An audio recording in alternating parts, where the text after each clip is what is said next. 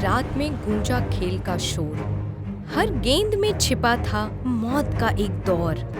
TV की चमक में जागा एक पुराना श्राप। हर विकेट पे मिटती गई जिंदगी की आग। यकीन ने बदला खेल का वो फैसला, पर अगला ओवर बोले कहानी है अधूरा किस्सा। और ये आउट, खेल खत्म हो गया है। धूल से भरी एक नीली जीप एक बहुत पुराने पत्थर और लकड़ी के घर के सामने आकर रुकती है। ये घर ऐसा लगता है जैसे कई सालों से साफ नहीं किया गया हो।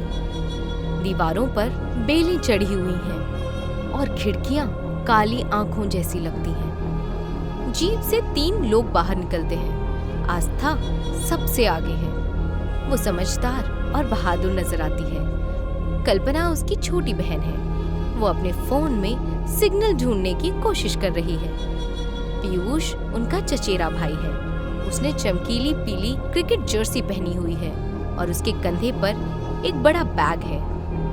आस्था पुराने घर की ओर देखती है और धीरे से सांस भरती है। फिर वो अपने जेब से एक भारी लोहे की चाबी निकालती है। आखिरकार हम पहुंच ही गए। दादाजी का घर वैसा ही है जैसा मुझे याद है। यहाँ तो फोन का नेटवर्क भी नहीं आ रहा है। दीदी, हम यहाँ 1 हफ्ता कैसे रहेंगे? अरे नेटवर्क की फिक्र मत करो रितु, आज आईपीएल का फाइनल है, बस बिजली होनी चाहिए। मैं अपने टैबलेट पर मैच देख लूंगा। पीयूष, तुम और तुम्हारा क्रिकेट, पहले सामान अंदर ले चलो। आस्था दरवाजा खोलती है और तीनों अंदर जाते हैं। तीनों घर के अंदर आते हैं। घर के अंदर हर तरफ अंधेरा और साया सा है। फर्नीचर पर सफेद चादरें ढकी हुई हैं और हवा में सीलन और बदबू है। आस्था और कल्पना अपने बैग लेकर अंदर चलती हैं और धूल भरे कमरे को गौर से देखती हैं। पीयूष दौड़कर कमरे के एक कोने में जाता है। वो एक बड़े पुराने टीवी से चादर हटाता है। ये 1990 के वक्त का एक बड़ा डिब्बे जैसा टीवी है। देखो, पुराना डिब्बा टीवी। मुझे लगा था दादाजी ने इसे फेंक दिया होगा। पीयूष, ये चलेगा भी नहीं। ये कितना पुराना है। कोशिश करने में क्या बुराई है? अगर ये चल गया तो मैच देखने का मजा आ जाएगा। जब तीनों घर की ओर देख रहे होते हैं, तभी अचानक दरवाजे पर कोई दस्तक देता है। लगता है कोई आया है। शायद गांव से कोई हमें देखने आया हो। आस्था दरवाजे की ओर चलती है और उसे खोलती है। दरवाजे पर कविता खड़ी है, जो गांव की एक लड़की है। उसने मामूली सा एक सूट पहना हुआ है और वो बहुत घबराई हुई लग रही है। उसके हाथ में फलों की एक छोटी टोकरी है, मगर उसके हाथ कांप रहे हैं और वो बार बार पीछे गांव के रास्ते की ओर देखती रहती है। आप लोग यहाँ रहने आए हैं? क्या आप शहर से हैं? हाँ, मैं आस्था हूँ। ये मेरे दादाजी का घर है। आप कौन है? मेरा नाम कविता है। मैं पास के घर में रहती हूँ।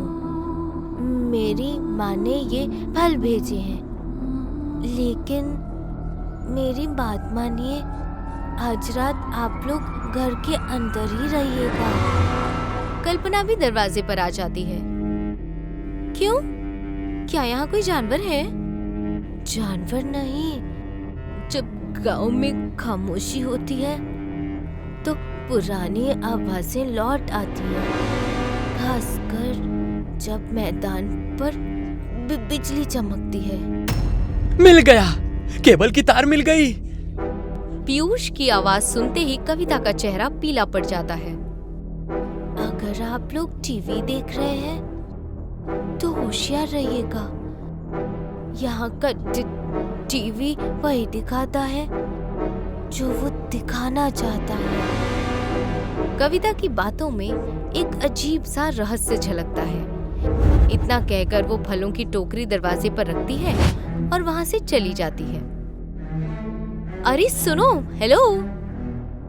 छोड़ो दीदी, शायद पागल है। आस्था हल्का सा सर हिलाकर सहमति जताती है।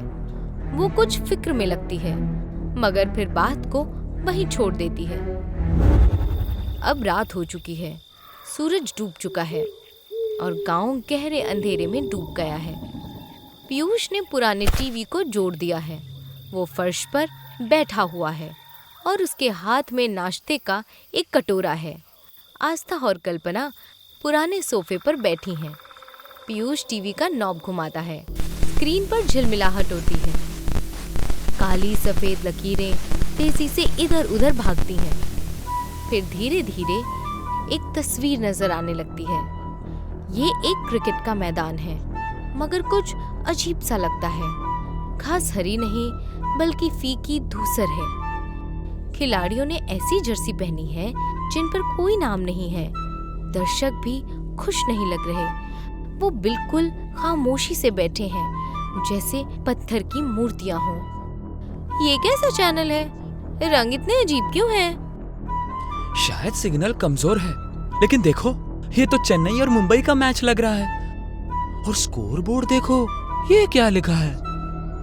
स्क्रीन के नीचे बने स्कोर बोर्ड पर लिखा होता है, विकेट इक्वल्स टू जिंदगी। ये कोई मजाक होगा, एडवर्टाइजमेंट होगा किसी फिल्म का।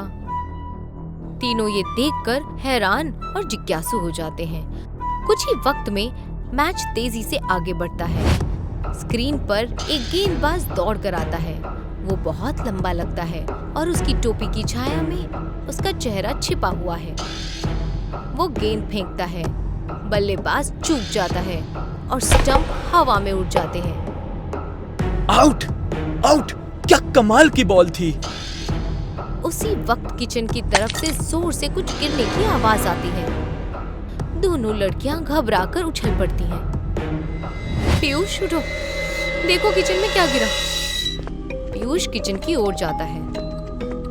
जैसे ही वो अंदर जाता है, वो देखता है कि फर्श पर एक भारी मिट्टी का घड़ा टूटा हुआ है, मगर वहां न कोई हवा है न ही कोई बिल्ली। खिड़की भी बंद है। इतने में कल्पना और आस्था भी वहां आ जाती हैं। ये अपने आप कैसे गिर गया? पीयूष फर्श की ओर देख रहा है। वो टूटे हुए घड़े के टुकड़ों की ओर इशारा करता है। मिट्टी के टुकड़ों के बीच में एक छोटी सी क्रिकेट बॉल पड़ी है। वो पुरानी, गंदी और गीली है। तीनों ये देखकर हैरान खड़े रह जाते हैं। कुछ वक्त बाद आस्था, कल्पना और पीयूष टॉर्च लेकर बाहर निकलते हैं। वो अलग अलग दिशाओं में फैलकर देखने लगते हैं। वो ये जानना चाहते हैं कि कहीं कोई उनके साथ मजाक तो नहीं कर रहा। पूरा गांव बिल्कुल खामोश है। दूसरे घरों में भी कहीं कोई रोशनी नजर नहीं आ रही। अचानक आस्था देखती है कि कविता उसकी ओर भागती हुई आ रही है। वो रो रही है। ये देखकर पीयूष और कल्पना भी जल्दी से वहां आ जाते हैं। वो शुरू हो गया है। मेरे चाचा वो गिर गए, जैसे टीवी पर विकेट गिरा, वो आंगन में गिर गए। उनका शरीर पत्थर जैसा ठंडा है।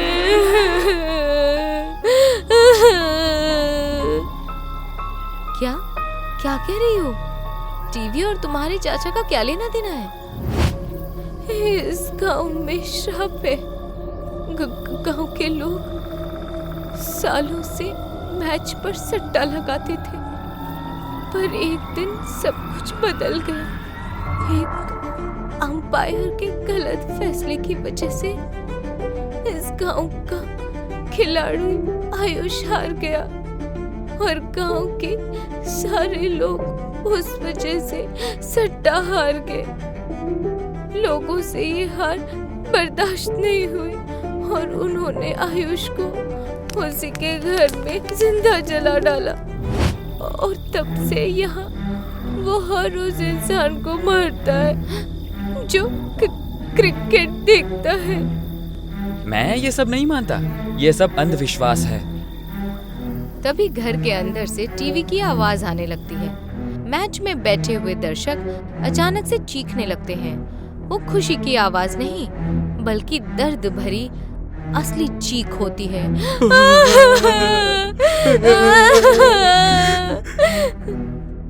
तीनों तुरंत भागकर वापस अंदर आते हैं।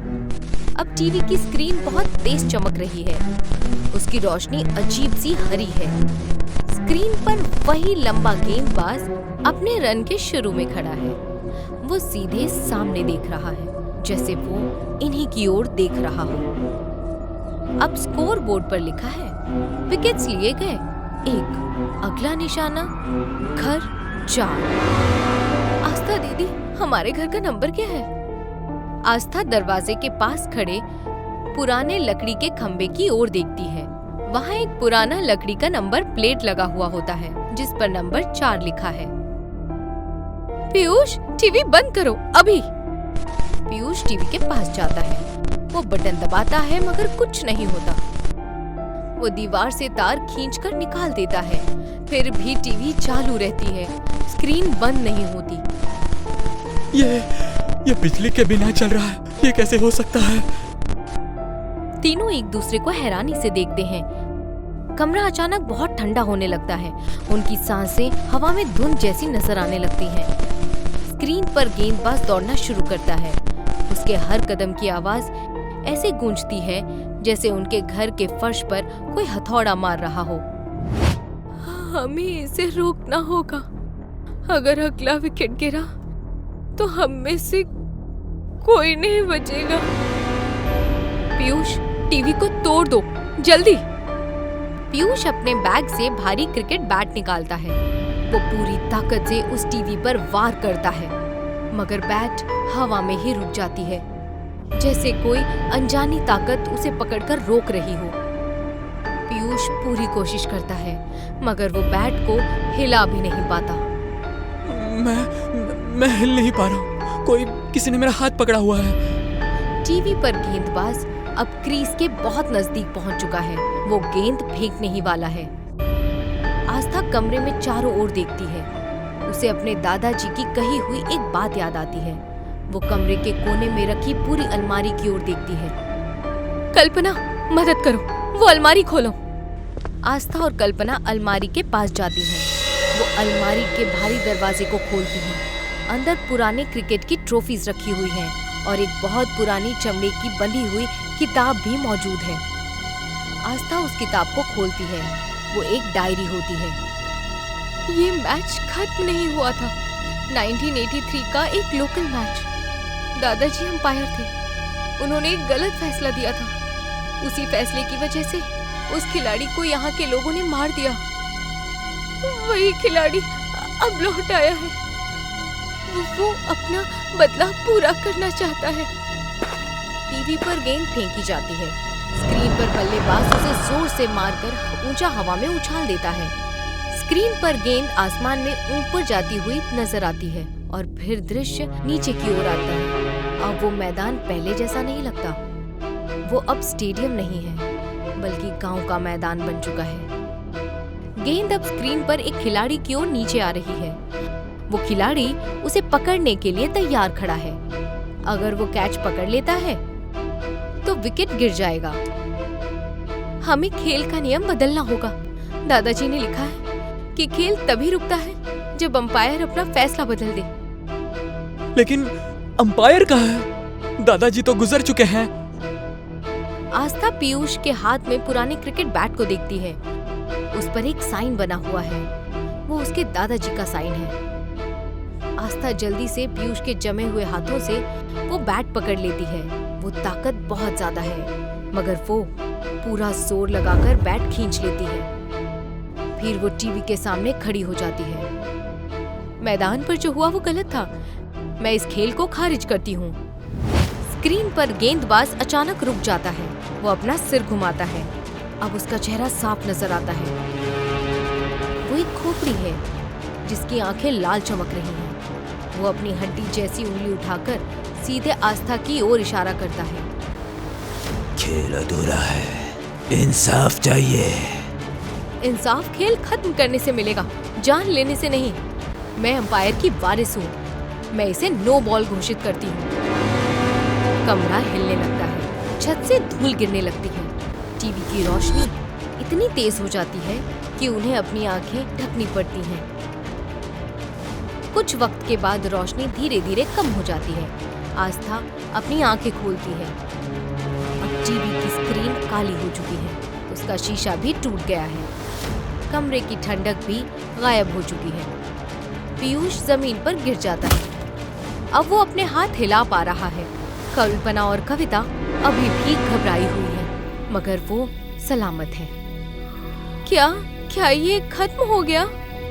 टीवी मर गया, सच में मर गया। कविता खिड़की के पास जाती है। बाहर चांद निकल आया है और धुंध भी साफ हो चुकी है। वो लड़कियों की ओर देखती है और हल्का सा सर हिलाती है। हाँ, आपने उसे खामोश कर दिया। गांव आज से सो पाएगा। तीनों गहरी सांस लेते हैं और एक दूसरे की ओर देखकर सर हिलाते हैं। सुबह हो जाती है। गांव के ऊपर सूरज उग रहा है। सब कुछ बिल्कुल अमूमन और खूबसूरत लग रहा है। चिड़िया चहचहा रहे हैं। आस्था, कल्पना और पीयूष अपने बैग जीप में रख रहे हैं। वो अब एक पल भी रुकना नहीं चाहते। कविता दरवाजे के पास खड़ी होकर उन्हें अलविदा कह रही है। अपना ख्याल रखना कविता, और शायद कुछ वक्त के लिए टीवी मत देखना। मैं कभी नहीं देखूंगी। अच्छा सफर हो। कविता वहां से चली जाती है। आस्था और कल्पना वहीं खड़ी होकर उसे जाते हुए देखती रहती है। जीप स्टार्ट होती है। पीयूष चुप बैठा है। उसने अब अपने क्रिकेट जर्सी नहीं पहनी है। वो उसे पीछे कुछ डिब्बों के नीचे रख चुका है। आस्था और कल्पना भी गाड़ी में बैठ जाती हैं और वो वहां से रवाना हो जाते हैं। वो गांव से दूर जा रहे हैं। रास्ता उबड़ खाबड़ है। अपने बैग से अपना टैबलेट निकालने के लिए हाथ बढ़ाता है। बस एक बार देख लूं कि कल रात का असली आईपीएल फाइनल कौन जीता। न्यूज़ तो आई ही होगी। आस्था उसकी ओर देखती है। वो उसे मना करना चाहती है, मगर उसे भी जानने की जिज्ञासा हो रही है। पीयूष टैबलेट चालू करता है। स्क्रीन चमक उठती है। वो एक स्पोर्ट्स ऐप खोलता है। ऊपर खबर लिखी होती है, खराब मौसम की वजह से फाइनल मैच टाल दिया गया है। पीयूष भौहें चढ़ाता है और नीचे स्क्रॉल करने लगता है। अजीब है, कल रात कहीं भी मैच नहीं हुआ, तो फिर हमने क्या देखा? कल्पना पीछे की खिड़की से बाहर देख रही है। घर अब बहुत दूर रह गया है। वो अपने फोन की ओर देखती है। तभी अचानक उसका फोन ब्लिंक करता है। उसे एक नोटिफिकेशन मिलता है। अरे, मेरा नेटवर्क आ गया। मुझे एक वीडियो मैसेज आया है। किसका है? कल्पना मैसेज खोलती है। उसमें एक वीडियो फाइल होती है, मगर भेजने वाले का कोई नाम नहीं होता। वो प्ले करती है। वीडियो में उनकी ही जीप का अंदर का मंजर नजर आता है, बिल्कुल वैसा ही जैसा वो अभी देखते हैं। कैमरा उनके पीछे है। वीडियो में एक धीमी आवाज फुसफुसाती है। ये उसी कमेंटेटर की आवाज है, टीवी पर सुनाई दे रही थी। अगला ओवर अभी बाकी है। फोन की स्क्रीन पर चल रहे वीडियो में पीछे वाली सीट से एक हाथ धीरे धीरे ऊपर उठने लगता है। वो एक फीका हड्डी जैसा हाथ है, जिसके अंदर एक क्रिकेट बॉल पकड़ी हुई है। कल्पना धीरे धीरे अपना सर पीछे की सीट की ओर घुमाने लगती है।